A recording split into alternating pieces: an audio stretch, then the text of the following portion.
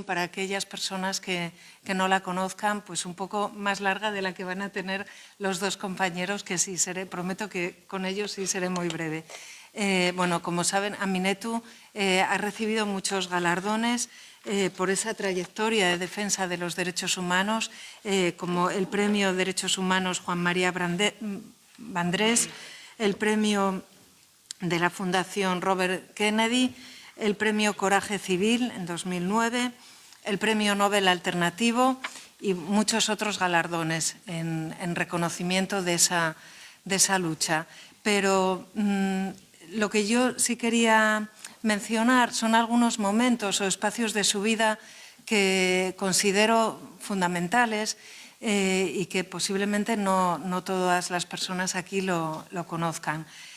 Aminetu Haidar fue secuestrada siendo muy joven, en el año 1987, cuando junto con otros saharauis en el territorio ocupado organizaban manifestaciones para mostrar a una misión de Naciones Unidas que se desplazaba al territorio, al Ayun ocupado, pues para expresar lo que quería y lo que sentía el pueblo saharaui, que no era lo que en ese momento estaban o trataba de mostrar el ocupante mediante una escenificación de una farsa. Pues muchos hombres y mujeres saharauis estaban organizando manifestaciones para expresar esa voluntad y en ese contexto hubo una situación de represión brutal, de detenciones masivas, es más correcto decir de secuestros masivos, porque todas estas personas fueron llevadas a cárceles secretas y el caso de Aminetu Haidar, como de otros compañeros y compañeras, permanecieron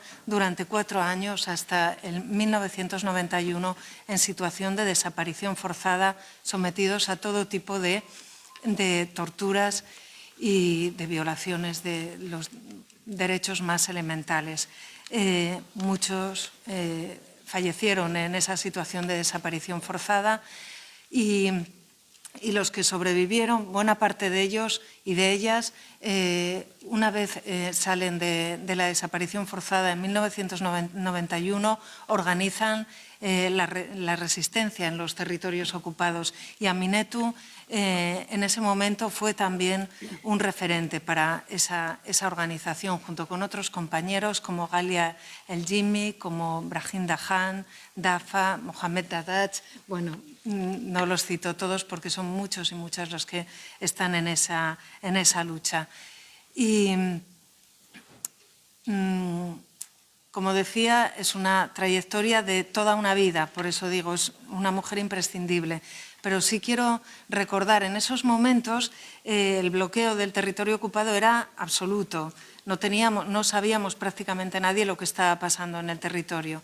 Pero luego volvimos a tener, o tenemos conocimiento de Aminetu Haidar con una imagen terrible. En 2005, con la Intifada, vemos esa imagen de Aminetu con el rostro ensangrentado, con su melfa ensangrentada, y cómo, a pesar del dolor y del sufrimiento, pues su mirada transmitía serenidad. A mí me atravesó, transmitía serenidad y una determinación increíble, que para mí es la imagen de la determinación del pueblo saharaui.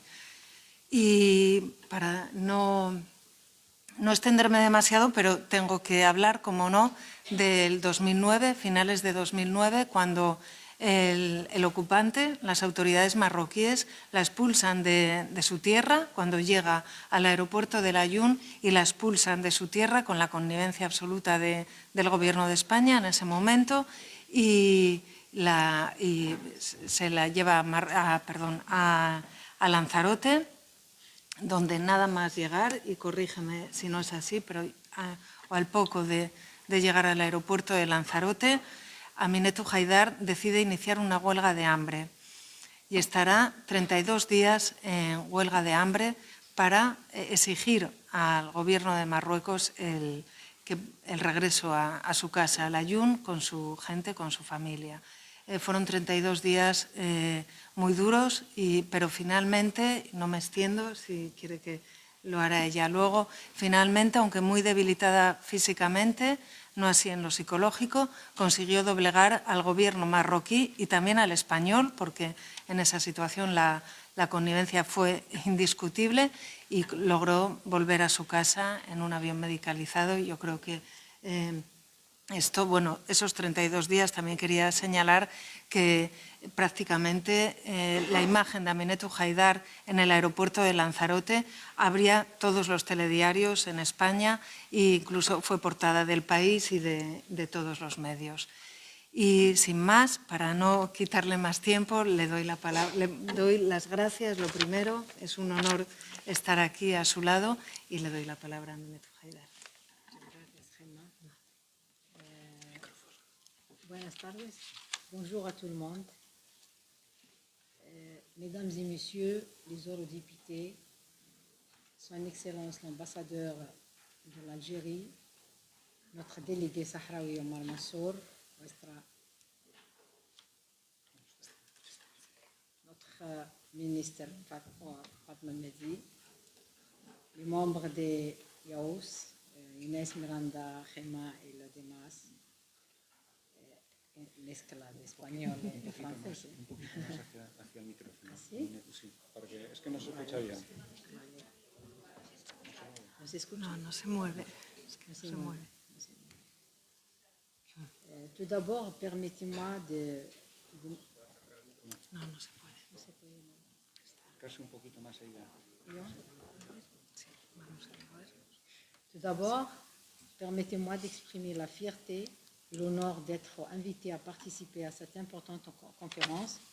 Je tiens à remercier les organisateurs tout en souhaitant qu'elle soit couronnée de succès et contribuera à faire la lumière sur la situation alarmante des droits de l'homme au territoire occupé du Sahara occidental.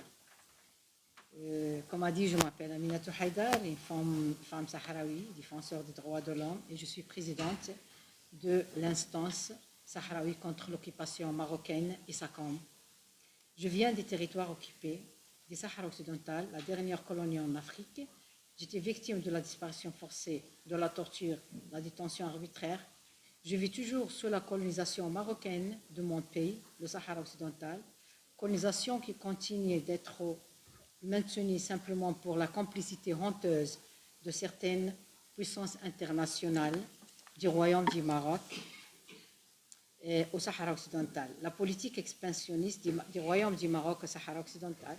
Mon expérience, comme plusieurs cas similaires de mes compatriotes, est pleine d'injustice, de souffrance, de violation des droits de l'homme, d'humiliation, de privation des droits les plus rudimentaires, mais aussi au retraite, symbolisme de résistance, de sacrifice, de soumission de beaucoup de détermination à défendre les droits de l'homme et du peuple, de la dignité et de la persistance dans la lutte légitime et pacifique, la liberté de ma chère patrie occupée, le Sahara occidental, et violée par le Maroc et européen, en l'occurrence l'Espagne, la France, sans hésiter de citer malheureusement l'Union européenne. Mesdames et messieurs, honorables audiences, le Maroc est dénommé par les Nations Unies une force occupante du Sahara occidental. Il n'a donc en aucun cas le droit d'imposer ses lois sur le territoire national du Sahara occidental, ni de l'annexer par la force à son espace dit Royaume du Maroc. L'occupation marocaine du Sahara occidental depuis le 31 octobre 1975 a donné lieu à de graves violations des droits de l'homme commises par l'État marocain contre la population civile sahraoui et privant ainsi le peuple sahraoui de son droit à l'autodétermination et à l'indépendance. Depuis lors, la population civile sahraoui occupée et délaissée soumise à une répression systématique en réponse à sa revendication légitime de ses droits fondamentaux. Depuis son occupation du Sahara occidental, l'État marocain n'a guère toléré une quelconque forme d'expression non alignée avec les politiques expansionnistes du régime marocain, niant catégoriquement au peuple sahraoui le droit à l'autodétermination et à l'indépendance. Les autorités d'occupation marocaines ont commis des crimes de guerre et des crimes contre l'humanité, tout en jouissant toujours d'une impunité absurde. Ces autorités poursuivent toujours la pratique de crimes commis contre les civils sahraouis, les défenseurs des droits de l'homme, les activistes, les journalistes et les blogueurs sahraouis qui mènent des actions de défense des droits légitimes à l'autodétermination et à l'indépendance. De telles revendications sont considérées des tabous aux yeux des autorités marocaines.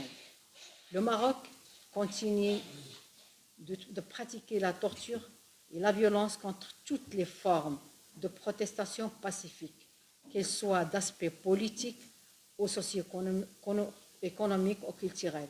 Cette violence est souvent engendrée par des agressions physiques qui sont généralement accompagnées d'harcèlement, d'intimidation, d'humiliation, d'insultes, voire des abus sexuels qui sont les formes de violence psychologique les plus fréquentes. Dans certains cas, la violence engendre des traitements cruels ayant des séquences physiques très graves, allant même à l'atteinte au droit à la vie.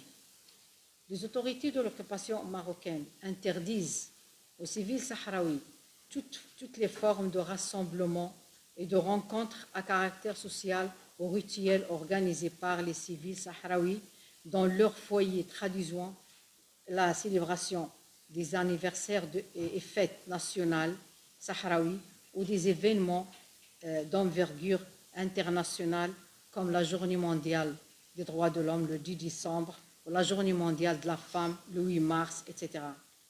En somme, l'interdiction est une devise marquant toute éventuelle tentative de mener à bien l'exercice des libertés. Honorable audience, chers amis, le 29 septembre 2020, le procureur général marocain à la ville de l'Ayoun occupée Sahara occidentale a déclenché l'ouverture d'une enquête judiciaire contre les membres de mon organisation, l'instance sahraoui contre l'occupation marocaine, créée le 20 septembre 2020, et brièvement s'appelle ISACOM, pour leur reprocher le délit d'atteinte à l'intégrité territoriale, qui est passible d'une peine privative de liberté de 6 mois à 2 ans et jusqu'à 5 ans, selon le code pénal marocain, et a menacé de nous emprisonner. Cette enquête judiciaire est toujours en vigueur et le régime marocain peut la mettre en œuvre quand et comme il veut.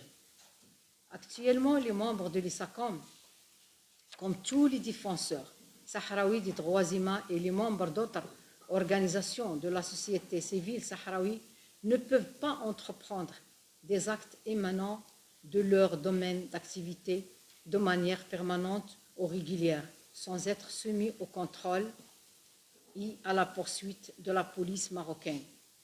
Ceci impose de nombreux obstacles qui entravent alors notre activisme de défense des droits de l'homme et notre travail. Cette situation persiste toujours, malgré la déclaration de la rapporteuse spéciale des Nations Unies sur la situation des défenseurs des droits de l'homme, Mme Mary Lauer, en juillet 2021, contre les attaques et les représailles systématiques et incessantes contre les défenseurs des droits de l'homme dans l'exercice de leur droit à la liberté d'association et d'expression. Honorable audience, nous vivons dans une situation précaire. Nous sommes privés de nos droits les plus élémentaires. Le régime marocain continue de violer systématiquement les droits de l'homme au Sahara occidental et la population civile sahraoui vit sous l'oppression des autorités marocaines, privée de ses droits politiques, civils, socio-économiques et culturels. Victime de la discrimination, la marginalisation, la précarité des conditions de la vie, la médiocrité des systèmes éducatifs et sanitaires. La confiscation de ces droits les plus minimes, malgré la richesse des territoires des Sahara occidental, les autochtones sahraouis vivent dans la pauvreté, alors que les colons marocains bénéficiaient du climat des favoritismes et clientélisme. régnant en leur faveur et jouissent des emplois dans tous les secteurs économiques au territoire occupé du Sahara occidental. Sans parler de l'exploitation illégale des ressources naturelles sahraouies et le pillage intensifié de ces ressources par le Maroc et ses associés occidentaux en mépris des droits internationaux et sans consulter le peuple sahraoui qui est le seul souverain et propriétaire de ces richesses. Mesdames et messieurs, chers amis, pour faire taire la voix des défenseurs et activistes sahraouis, le régime marocain fait appel à de multiples méthodes d'intimidation. À titre d'exemple, je cite la torture, la détention arbitraire, la disparition forcée, les lourdes peines, les procès inéquitables, l'expulsion du travail, la déportation illégale vers les villes marocaines, la diffamation, les menaces dans les médias marocains et l'incitation à la violence contre eux au sein du peuple marocain. Ils ont un discours de violence contre eux au sein du peuple marocain. Ils ont un discours discriminatoire incitant à la haine. Des milliers de civils sahraouis des deux sexes sont soumis à une oppression économique que moi personnellement j'appelle esclavage économique. Il s'agit des hommes et des femmes souffrant une exploitation économique via l'octroi de soi-disant cartes de promotion nationale. Ce sont des rentes perçues mensuellement d'une valeur de 110 € par mois à 220 €. Et la majorité perçoit seulement l'équivalent de 110 €. Ces hommes et femmes qui bénéficient de ce qu'on appelle carte de la promotion nationale ne peuvent ni revendiquer leurs droits, ni dénoncer une quelconque violation. Ils sont démunis de tout droit et de couverture sociale, ni bénéficier d'un congé annuel.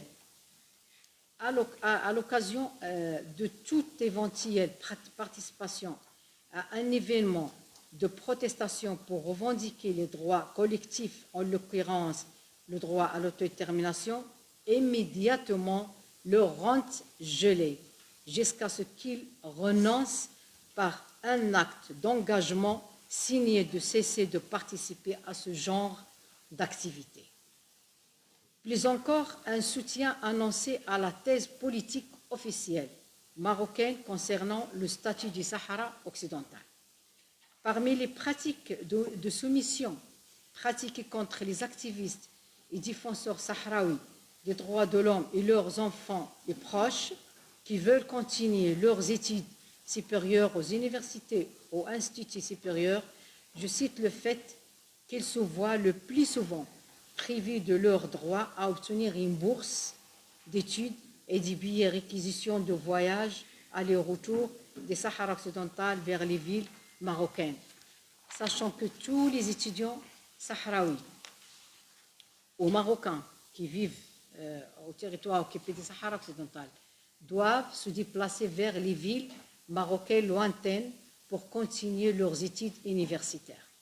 Cette mesure discriminatoire a été infligée aux défenseurs des droits de l'homme et à leurs fils et filles qui ont obtenu leur baccalauréat à partir surtout de l'année 2018.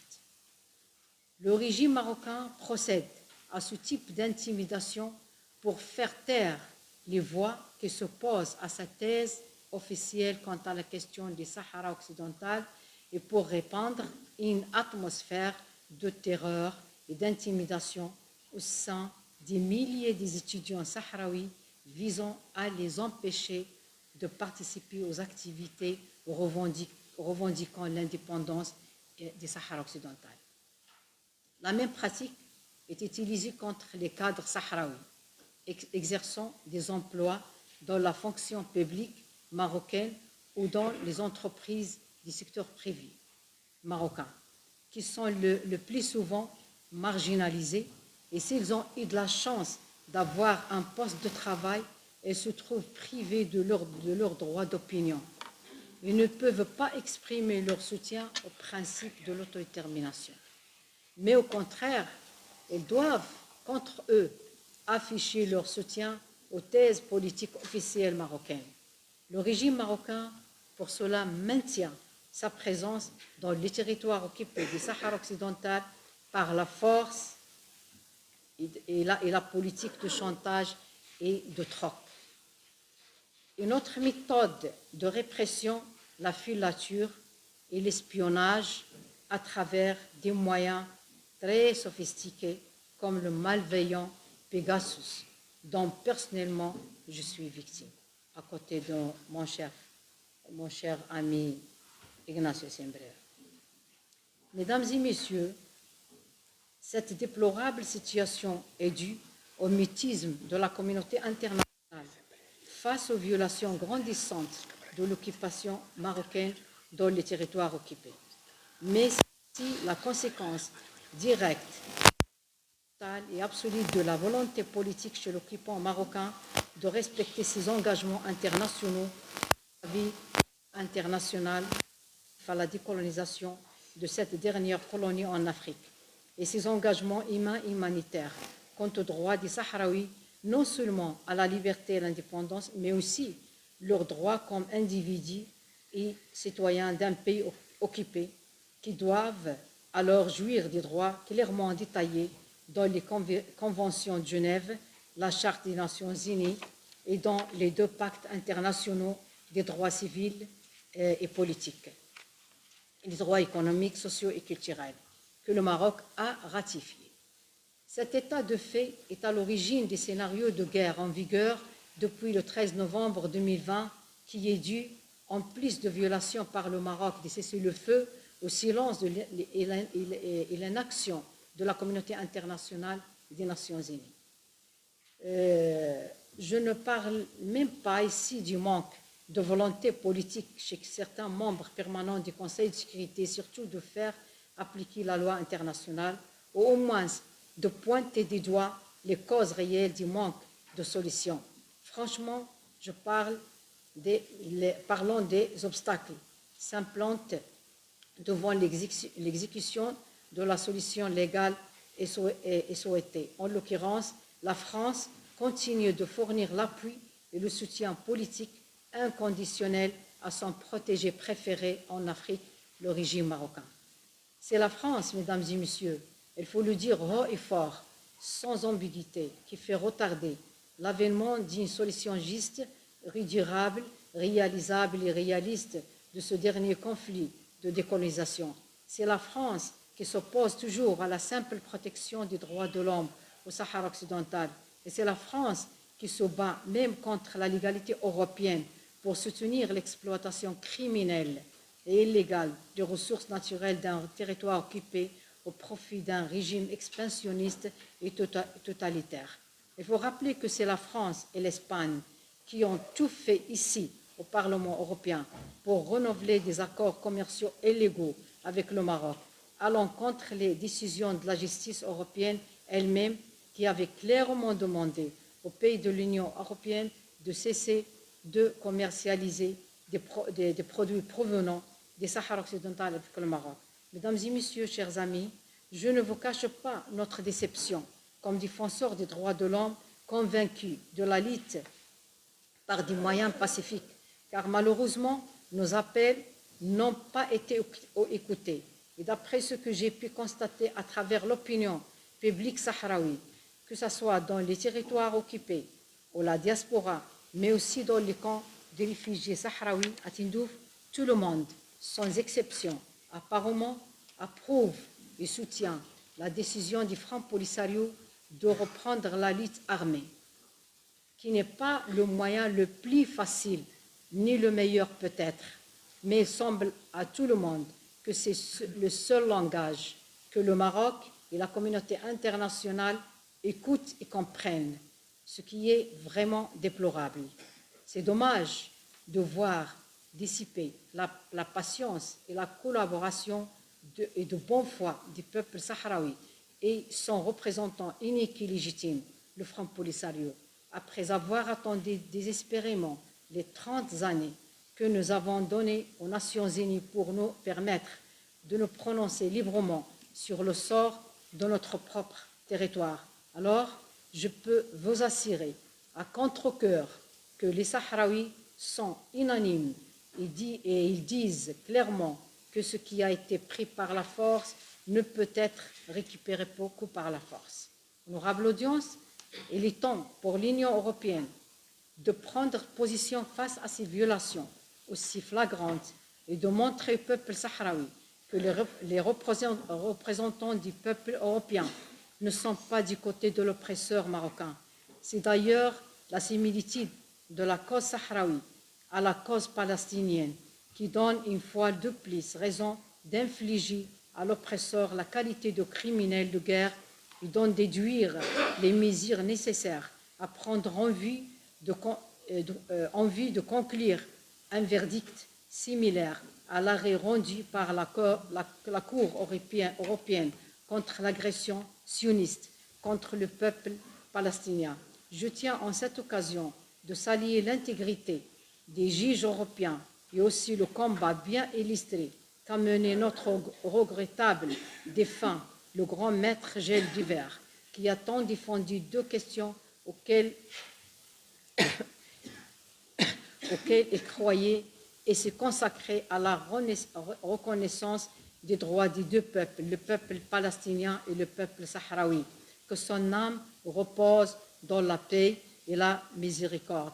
Je ne peux pas passer aussi sans rendre hommage à notre cher compatriote, le défunt Mohamed Haddad. Allah yarhamou.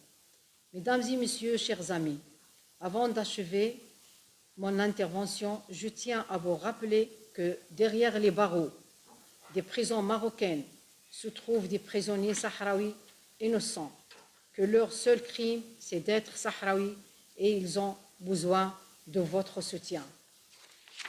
Je vous remercie une autre fois de plus et je vous réitère mes appels pour qu'une mission d'observation et d'enquête soit dépêchée au territoire occupé du Sahara occidental sans retard, pour au moins permettre l'accès des observateurs internationaux à ce territoire qui se trouve sous un siège militaro-médiatique depuis longtemps. Enfin, il est temps pour la communauté internationale de mettre fin à cette injustice. Et je vous remercie pour votre attention. Merci.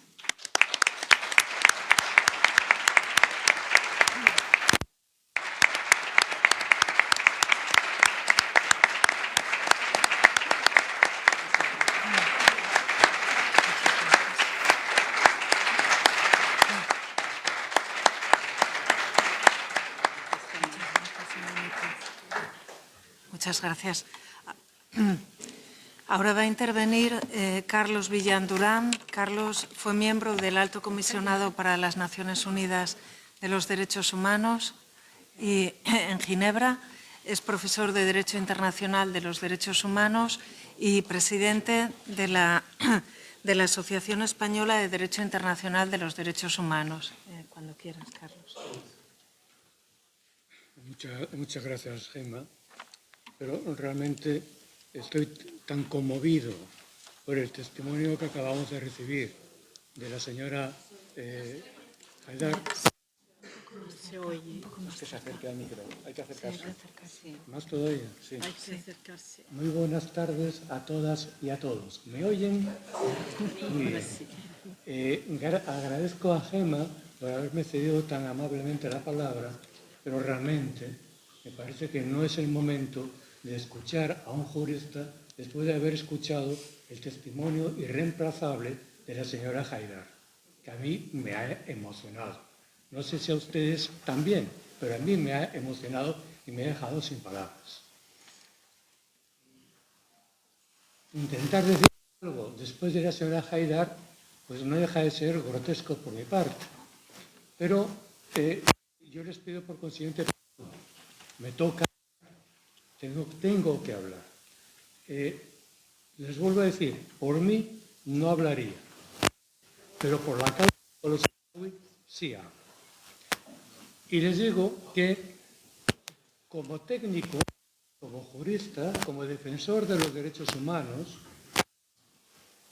he trabajado recientemente con otro colega, Carmelo Falcón, de Las Palmas de Gran Canaria, que muchos de ustedes conocen, en el desarrollo de una investigación sobre las violaciones del derecho al debido proceso por parte de Marruecos en el territorio del Sáhara Occidental.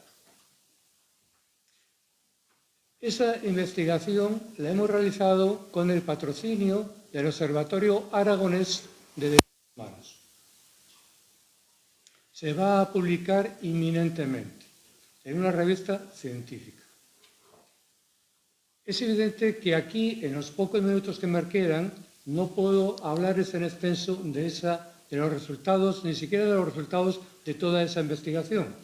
Simplemente les voy a escoger algunas ideas claves, de las conclusiones claves, para dejarles el mensaje.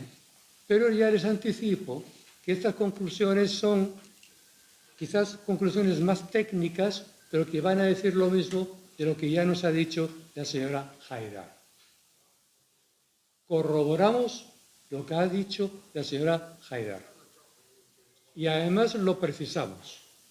Precisamos que Marruecos viola sistemáticamente el derecho al debido proceso, reconocido tanto por el derecho internacional de los derechos humanos como por el derecho internacional humanitario, en los territorios saharauis ocupados, el Sáhara Occidental.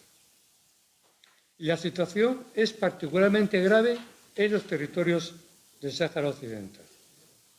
La violación del artículo 14 del Pacto Internacional de Derechos Civiles y Políticos es sistemática, es flagrante, es sistemática y coloca a Marruecos fuera de la completa legalidad internacional. Solamente por ese motivo. Solamente por ese motivo. Si además nos acercamos un poco a lo que han dicho hasta 9 comités de personas expertas de derechos humanos de las Naciones Unidas, 9 comités, uno tras otro, le han dicho a Marruecos lo mismo. Las denuncias de torturas no se investigan. La independencia del Poder Judicial está fuertemente cuestionada. El Poder Judicial no es independiente, no es imparcial en Marruecos. La impunidad de los torturadores es absoluta y por eso siguen repitiendo las mismas fórmulas de tortura, porque son completamente impunes, están apoyados, respaldados o financiados por las propias autoridades de Marruecos. No se respetan las garantías procesales del detenido, la asistencia letrada al detenido, el examen médico independiente del detenido, el acceso del detenido a sus familiares. Ninguna de esas garantías procesales básicas que ilustran el derecho al debido proceso se respeta en Marruecos y menos en el Sáhara Occidental. Por el contrario, observamos cómo en el Sáhara Occidental la detención, el régimen de incomunicación es moneda corriente, o detención en secreto, o la desaparición temporal, porque está viva felizmente aquí todavía y fue solo temporalmente desaparecida, aunque esa temporalidad duró 5 años. 5 años, la de Aminatou Haidar. 5 años desaparecida. 5 años siendo objeto todos los días de todo tipo de vejaciones, torturas. En la más completa indefensión. Nadie sabía si estaba viva o muerta. Había simplemente desaparecido. Y eso es lo peor que le puede pasar a una persona viva. Estar desaparecida. Porque el ámbito del derecho no le llega. El derecho no le llega al desaparecido. El desaparecido simplemente no está. Y al no estar, no se le aplica el derecho. Ni se reclama la aplicación del derecho. Es tremendo. La desaparición forzada es lo peor que le puede ocurrir a una persona viva. Y Aminatou, felizmente, lo sobrevivió. Con muchas secuelas físicas y psicológicas, lógicamente, pero lo sobrevivió. Nos felicitamos por ello, la admiramos, la saludamos. Quiero decirles además que muchas decisiones del Comité contra la Tortura, que es el único comité que ha reconocido Marruecos que pueda recibir quejas individuales por torturas en el Sáhara Occidental o en cualquier otro punto de Marruecos, es el único comité de 8 comités que podrían recibir quejas individuales. Solamente uno, el Comité contra la Tortura, ha hecho jurisprudencia contra Marruecos que es consistente, porque confirman las decisiones del Comité contra la Tortura que no se respeta el derecho de los saharauis al debido proceso. Marruecos viola sistemáticamente, ya se lo dije, el artículo 14 del Pacto de Derechos Civiles y Políticos y, por supuesto, la Convención contra la Tortura de las Naciones Unidas. Las personas vulnerables en Marruecos y en el Sáhara Occidental en particular no tienen acceso a la justicia. Lo ha dicho el Comité de Derechos Económicos, Sociales y Culturales. Y lo dice cualquiera otro de los 8 comités de los 9 comités que les he mencionado, que ha estudiado observaciones y ha realizado observaciones finales a los informes periódicos de Marruecos.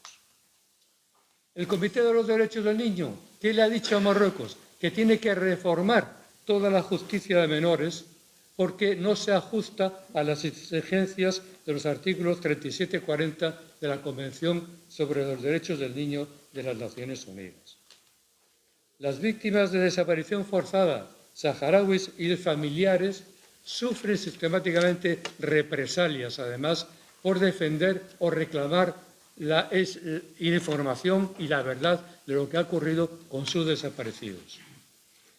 Todos los operadores de la justicia en Marruecos y, pues, consiguiente también las autoridades marroquíes que ocupan ilegalmente el territorio del Sáhara Occidental, jueces, fiscales, abogados, deben de ser capacitados urgentemente en la aplicación de los 10 tratados principales de las Naciones Unidas que Marruecos ha ratificado.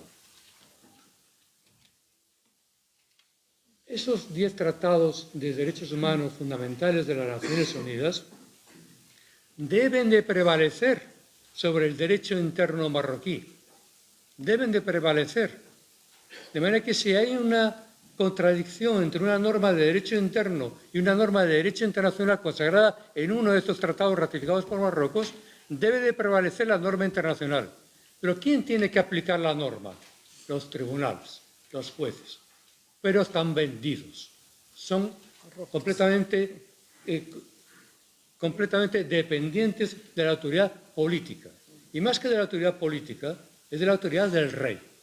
Porque, señores y señores, en Marruecos hay una constitución del año 2011, pero ustedes rascan un poco y leen la constitución, se verán cómo hace aguas en términos de separación de poderes. Porque ¿cómo se puede conciliar el principio de la separación de poderes con el hecho de que, y lo dice la Constitución, el rey presida el Consejo Superior del Poder Judicial y además designa a dedo a 5 miembros del Consejo Superior del Poder Judicial? Y por si fuera poco, el rey nombra al presidente y nombra a 6 miembros de la Corte Constitucional. Entonces, hay una injerencia, no ya del poder político, una injerencia real del rey, que es quien manda realmente en Marruecos. Hay una injerencia del rey en el poder judicial. No hay separación de poderes. Y esa injerencia en el poder judicial opera de todas las maneras que se pueden ustedes imaginar, nombrando a dedo a las personas que interesan para que ejerzan funciones judiciales o a través de la corrupción, que es el fenómeno que todo el mundo tiene en la cabeza pero que nadie menciona. Y sin embargo no se puede entender Marruecos si no se habla y no se entiende la corrupción, que es lo que está presente en toda la vida política, la vida pública marroquí.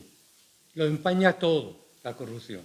Y el que no se deja corromper, le cae el palo. Y el saharaui que reclama su derecho a la libre determinación, que es un derecho humano, simplemente por reclamarlo en público, se le procesa como terrorista y se le aplica la ley antiterrorista. Se le mete en detención incomunicada, se le tortura y se le cascan 14 años o 40 años de condenas gravísimas. Y esos son los que están en la cárcel sufriendo unas condiciones inhumanas en su existencia, en las cárceles ni siquiera saharauis, en las cárceles marroquíes, bien alejados de su casa, de sus familias y de sus tierras, en condiciones inhumanas, después de haber sido torturados y de haberse inculpado con pruebas obtenidas directamente por la tortura, confesiones obtenidas por tortura, y que los tribunales de justicia marroquíes consideran prueba suficiente para poder condenar a esas personas. Esto es la negación total de los derechos humanos y del derecho internacional de los derechos humanos y del derecho internacional humanitario también, porque antes de que me toquen la campana, que ya me lo van a tocar ya, tengo que hablarles del derecho internacional humanitario. Porque claro, el derecho internacional humanitario es muy importante, sobre todo en el Sáhara Occidental. Si tenemos en cuenta de que en el Sáhara Occidental lo que tenemos es un conflicto armado entre los saharauis y la potencia militar ocupante que es Marruecos. Y es evidente que los saharauis reclamen con razón que se aplique el derecho internacional humanitario. ¿Por qué? Porque las normas contenidas en los convenios de Ginebra 3 y 4, además de las normas contenidas en el protocolo facultativo número 1, el protocolo adicional número 1 a los convenios de Ginebra, que garantiza los derechos de las víctimas de los conflictos, han sido ratificados y son de obligado cumplimiento no solamente por parte de Marruecos, sino también por parte del Frente Polisario. De manera que el protocolo facultativo 1 puede ser invocado y debe ser aplicado, además, tanto por el Frente Polisario como por Marruecos. Y se viola sistemáticamente el protocolo facultativo 1. Y en materia del derecho al debido proceso es donde más se viola. Precisamente en materia del derecho al debido proceso. Porque toda persona víctima de un conflicto, toda persona protegida por los convenios 3 y 4 de Ginebra, tiene derecho a, si son procesados, ser procesados con todas las garantías del derecho a un juicio justo e imparcial. Y no hay tribunal de justicia en los territorios ocupados que puedan proveer un juicio justo e imparcial a cualquier saharaui detenido. Por consiguiente, Marruecos viola por todas partes el derecho internacional humanitario, lo mismo que viola el derecho internacional de los derechos humanos. ¿Se producen, por consiguiente, crímenes de lesa humanidad? Sí. ¿Se producen crímenes de guerra? Claro que continuamente por parte de Marruecos. Crímenes de guerra y crímenes de lesa humanidad. Otra cosa es si se pueden probar y otra cosa es si la Corte Penal Internacional tiene o no tiene competencia para juzgar a criminales de guerra o criminales de lesa humanidad ante la Corte Penal Internacional. Para llegar a la Corte Penal Internacional se requeriría que o Marruecos ratificara el Estatuto de la Corte Penal Internacional, que no lo ha hecho ni se le espera, o que el Consejo de Seguridad presente ante la Corte Penal Internacional el caso del Sáhara Occidental, que ni se le espera que haga tampoco, mientras el Consejo de Seguridad esté compuesto como está, como cuando acabó la Segunda Guerra Mundial, es decir, con los Estados Unidos dominando el mundo y con el derecho de veto. Estados Unidos y 4 países más. Hay una última posibilidad, y es que la RAS obtenga el reconocimiento de Estado o de observador por parte de las Naciones Unidas en la Asamblea General de las Naciones Unidas, el camino que ya ha realizado Palestina. Estado observador y como Estado observador ratificar el Estatuto de la Corte Penal Internacional como ha hecho Palestina. Y es por eso por lo que hoy vemos a Netanyahu procesado por la Corte Penal Internacional. Por eso, en cambio, el rey de Marruecos está protegido por la impunidad absoluta. Bien, me podría decir muchas cosas más, pero ya me tocó, ¿no? Ya me tocó.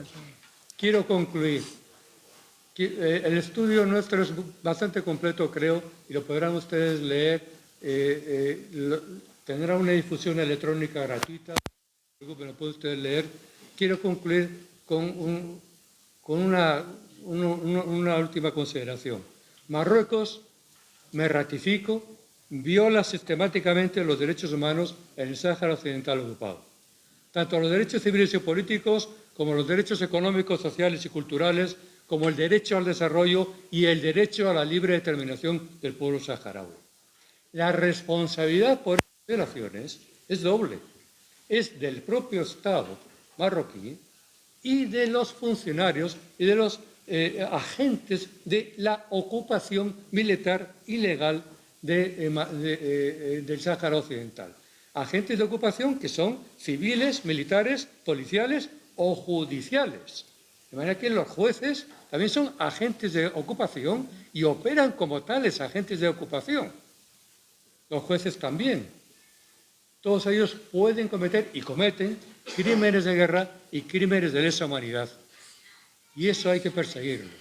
Hay que buscar la jurisdicción de la Corte Penal Internacional. Entre tanto, también se debe aprovechar el foro del Consejo de Derechos Humanos de las Naciones Unidas, que a mi juicio está infraaprovechado para la causa saharaui.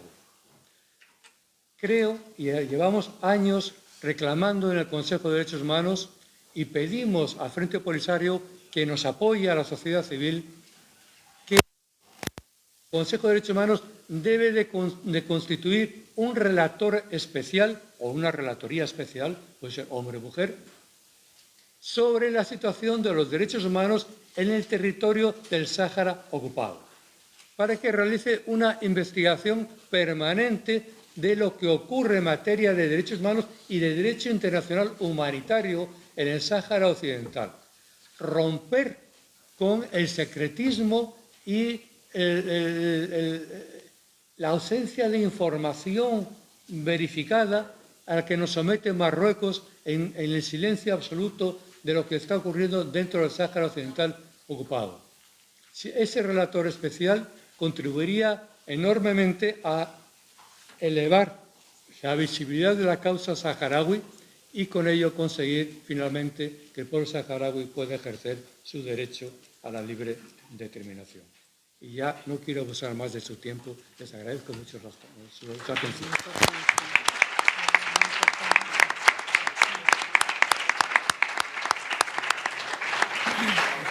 Sí. Muchas gracias, Carlos, por tu clara exposición, interesante y necesaria.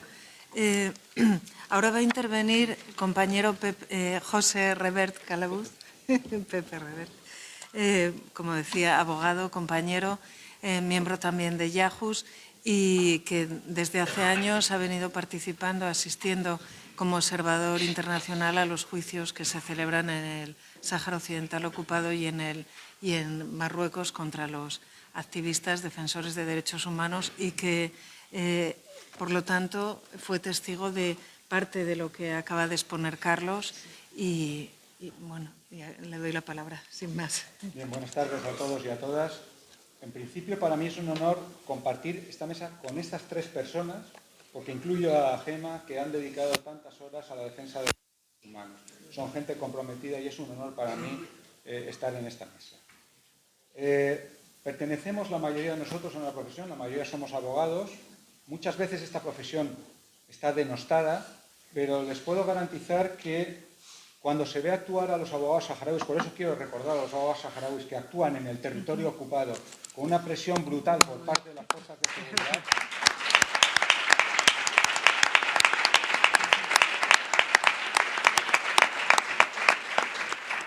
hacen a uno orgullecerse de la profesión que tenemos, porque son auténticos héroes.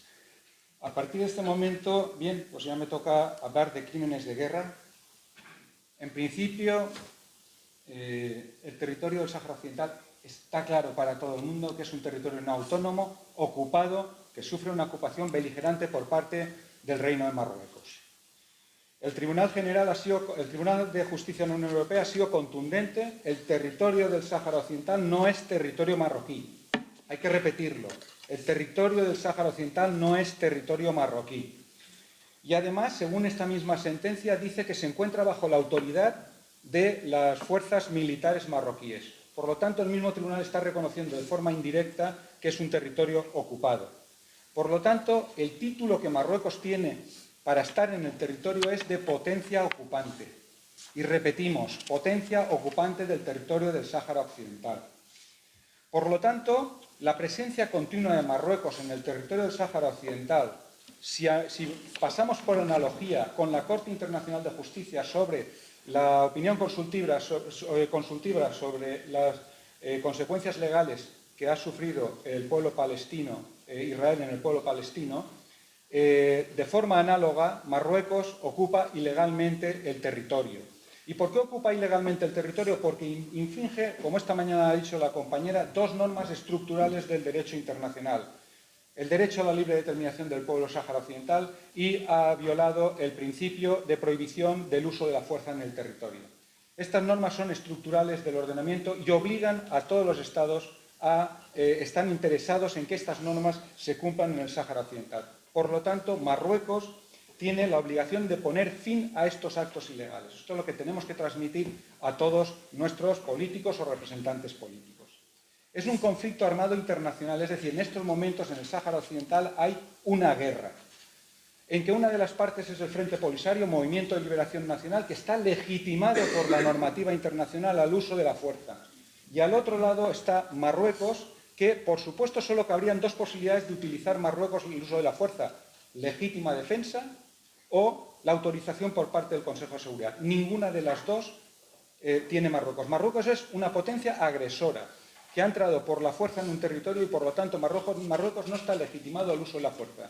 Mientras que el Frente Polisario está legitimado y, cuidado, todos los países podrían incluso ayudarle, incluso con la utilización de armamento o de ejército, ayuda al pueblo del Sáhara Occidental, que no a Marruecos. Es decir, cuando se exporta armamento y tecnología de doble uso por parte de mi país al Sáhara Occidental, se está cometiendo una ilegalidad. ¿Por qué? Porque se está ayudando al ocupante. Y la legalidad internacional lo que dice es que no se puede ayudar al ocupante a consolidar la ocupación sobre el territorio. La normativa internacional, como bien ha dicho el profesor Villán, es el derecho internacional humanitario. Pero nos estamos olvidando, o por lo menos yo muchas veces nos olvidamos de lo que es exactamente el derecho de ocupación. Nos referimos a otra normativa, pero el derecho de ocupación es fundamental. Por ejemplo, a la hora de la explotación de los recursos naturales o a la hora de los derechos de la población saharaui. Y por lo tanto se aplica en el Sáhara Occidental el Cuarto Convenio de Ginebra de 1949, el Protocolo Adicional Primero, y el Derecho Internacional de los Derechos Humanos. A raíz de la opinión consultiva de la Corte Internacional de Justicia sobre el muro, dejó bien claro que también se aplicaba el Derecho Internacional de los Derechos Humanos en el territorio de los territorios ocupados. Voy a pasar ya directamente, porque me han dicho que pase a los crímenes de guerra y tengo que hacer un pequeño esquema, porque si no, no me daría tiempo y Gemma me castigaría. A mí me han asignado el bombardeo de población civil, que es lo que está ocurriendo en estos momentos en el Sáhara Occidental. Desde que se reanudaron el conflicto armado entre el Frente Polisario y las Fuerzas Armadas Reales marroquíes a finales del año 2020, se están produciendo bombardeos mediante el uso de aviones no tripulados en el Sáhara Occidental. Estos aviones no tripulados, en principio, están utilizados, son de origen turco y de origen israelí. ¿Qué obligación tiene el comandante militar cuando hace marroquí en el Sáhara Occidental cuando hace uso de estos aviones no tripulados? Todos hemos podido ver la tecnología, la alta tecnología que utilizan estos aviones no tripulados, porque lo hemos visto en las imágenes en televisión, cómo perfectamente se puede determinar por las imágenes qué es lo que se está bombardeando. La tecnología es clarísima y tiene una efectividad brutal. Por lo tanto, el comandante militar marroquí puede distinguir entre bienes de... Bueno, además es una obligación que tiene el comandante militar marroquí. Tiene la obligación que el derecho internacional humanitario le pone, que es distinguir entre civiles y combatientes, bienes de origen civil y bienes de origen o armamento. En ningún momento el comandante militar está legitimado para asesinar civiles, mientras que está, en teoría, técnicamente legitimado para poder enfrentarse a los combatientes enemigos. Pero a los civiles está estrictamente prohibido. Por lo tanto, ¿qué es lo que ocurre en estos momentos en el territorio? Tenemos que leer solo los informes del año 2023 y 2024 del secretario general en el informe que efectúa para el Consejo de Seguridad. En el 2023 es clarísimo el informe que el secretario general relata. El 1 de noviembre de 2022, 6 mineros artesanales civiles muertos. El 3 de noviembre, 5 personas y un vehículo destruido, uno de los cuales tenía matrícula mauritana. Es decir, hay una pequeña parte de población mauritana que está explotando las minas artesanales de oro en el Sáhara Occidental, permitido por el Frente Polisario. El 13 de enero murió una persona civil. El 1 de febrero, restos de 3 personas junto a un vehículo destruido, una tarjeta de identidad y permiso de explotación minera de Mauritania. Uno de los camiones de nacionalidad, el camionero de nacionalidad argelina. Hemos dicho que tenemos tecnología para saber perfectamente lo que bombardeamos. El comandante militar tenía perfectamente delimitado qué estaba bombardeando. Según fuentes saharauis, en el mismo informe del secretario general, ha habido más de 70 ataques a civiles. ¿Qué es lo que no dice este informe? Porque este informe lo realizan profesionales militares que están, el Aminurso tiene en el territorio, y de este informe lo que tenemos que traducir es que lo que no dice. ¿Qué no dice? Pues que había, por ejemplo, restos de batalla, que había restos de combatientes muertos en el territorio, en la zona donde habían muerto estos civiles. En este informe no dice nada de esto, es decir, el comandante militar tenía una conciencia clara de que estaba asesinando a civiles, a población civil en el territorio del Sáhara Occidental. El siguiente crimen que voy a hacer referencia y que además afecta también a la posible solución del territorio es el traslado de población marroquí al Sáhara Occidental y deportación, como hemos visto en el caso de Aminetou Haidar y otros activistas saharauis. Marruecos, desde que invadió el territorio por la fuerza de las armas en el año 1975, Marruecos ha trasladado, el primer gran traslado de población que tuvo fue en la conocida Marcha Verde, en que trasladó a centenares de miles de ciudadanos, de colonos marroquíes al territorio, con un objetivo bien claro: cambiar la configuración étnica del territorio. La siguiente gran oleada que Marruecos de población que trasladó al territorio fue con el objeto de la celebración del referéndum anunciado por la Aminurso. Marruecos a lo largo de los años ha incentivado, que tiene prohibido por los convenios de Ginebra, por el artículo 49, tiene prohibido el traslado de población propia a un territorio ocupado. Ha incentivado mediante la donación de parcelas para la construcción, materiales para la construcción. También ha participado en la entrega en dinero en efectivo para el mantenimiento de estos colonos en el territorio. Y por último, una de las cuestiones que ha ejecutado Marruecos ha sido invertir en el territorio para crear empleo para estos colonos marroquíes en el Sáhara Occidental. ¿Y esto cómo lo podemos comprobar? Marruecos, en la Comisión de Visita de Naciones Unidas en el año 1975, que Naciones Unidas efectuó en el territorio, en su texto se recoge que el único idioma que se hablaba en el Sáhara Occidental era el de la población autóctona, que era el hasaní.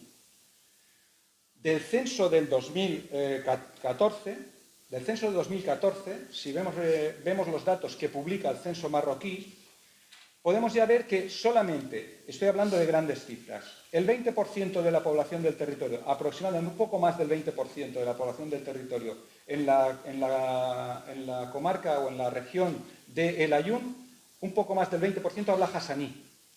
En la región de Dakhla, algo menos del 20%. Y en cambio el Darija lo hablan aproximadamente el 80% de la población.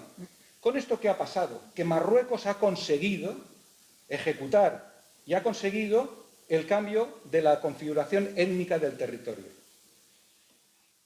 Y de otra de las cuestiones, y ya termino un poco con el tema del crimen de guerra, y este sí que me gustaría leer para que ustedes tengan conocimiento. Cuando lo leí se me pusieron los pelos de punta, y es el auto del juez Pablo Ruz. Es un documento objetivo que Manuel fue el abogado que llevó el tema por el que se procesaron a 11 militares marroquíes, y el juez, dentro de uno de los testimonios que recoge el juez Ruz en su auto, y me parece terrible, este testigo, voy a leerlo literalmente, presenció cómo Mariem Mohamed Salem dio a luz en la cárcel al recién nacido, le cortaron los dedos y se los trajeron después a la madre entre la comida.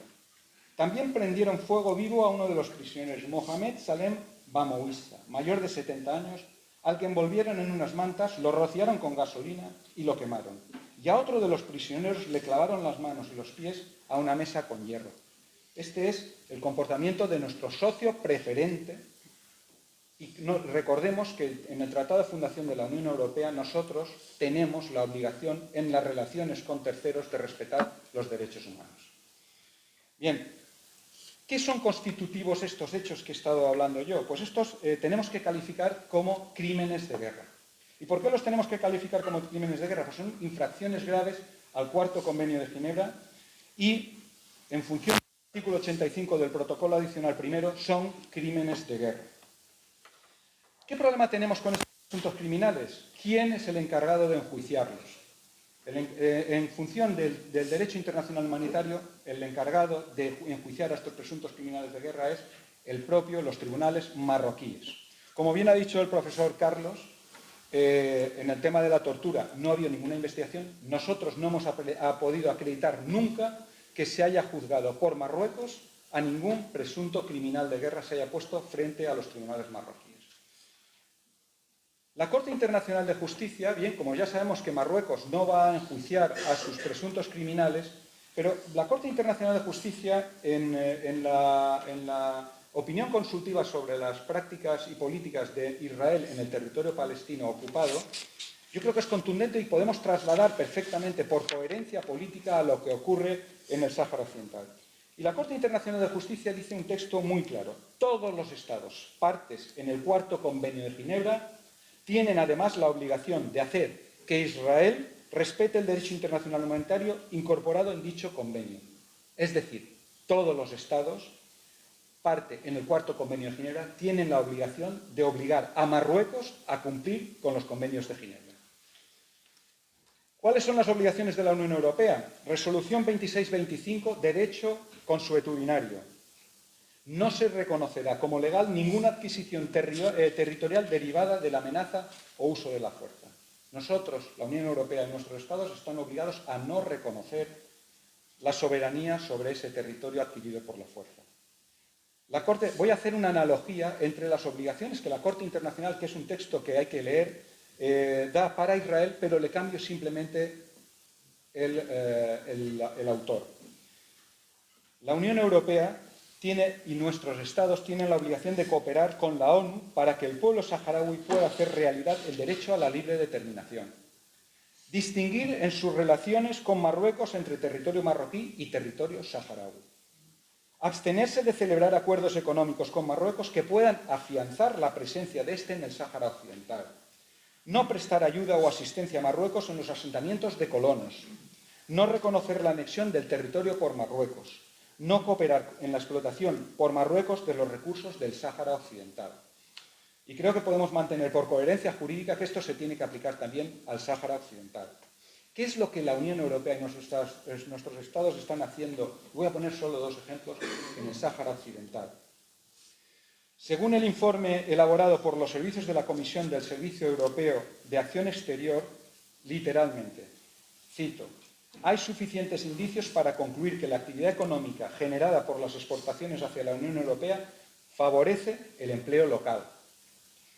El abogado general, en sus conclusiones en el año 2018 ante el Tribunal de Justicia, manifestó que el protocolo de 2013 prevé que una parte de la contrapartida financiera que la Unión pague al Reino de Marruecos, equivalente a 14 millones de euros, se abonen en concepto de apoyo a la política del pesquero del Reino de Marruecos, lo cual incluye, según el Consejo y la Comisión, inversiones en infraestructuras realizadas en el territorio del Sáhara Occidental.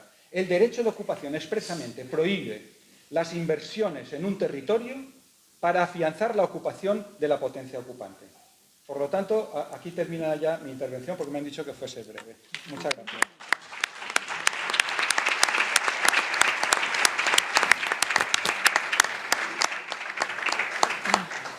Muchísimas gracias a los tres, muy obedientes además con el tiempo. Aún así vamos muy justos, pero me gustaría, no obstante, abrir un turno de palabras breve, pero con todo lo que se ha planteado y con esta audiencia, que tantos juristas, algunos expertos en Derecho Internacional, también Manuel Oller, que ha sido citado, aunque está saliendo. Bueno, creo que pueden salir reflexiones o preguntas de mucho interés, así que os animo a intervenir. Sí. Adelante.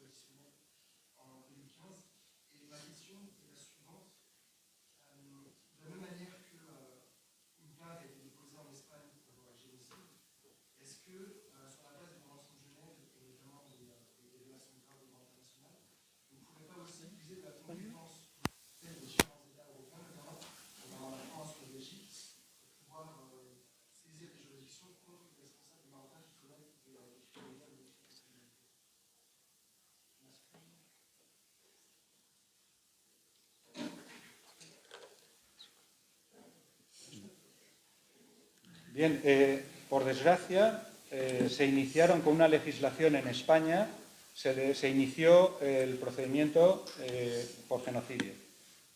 La respuesta por parte de nuestro Gobierno fue cambiar la Ley Orgánica del Poder Judicial para que fuese prácticamente imposible ejercer la jurisdicción universal en el Sáhara, sobre todo en el tema del Sáhara Occidental. Se ha mantenido en principio porque se consideró por parte del tribunal que era territorio español y por lo tanto se mantuvo, pero en principio es muy difícil el mantenimiento. Y por supuesto, si tenemos un socio preferente, también necesita corroborar Manuel Oller, es que no ha cooperado en ningún momento en que esto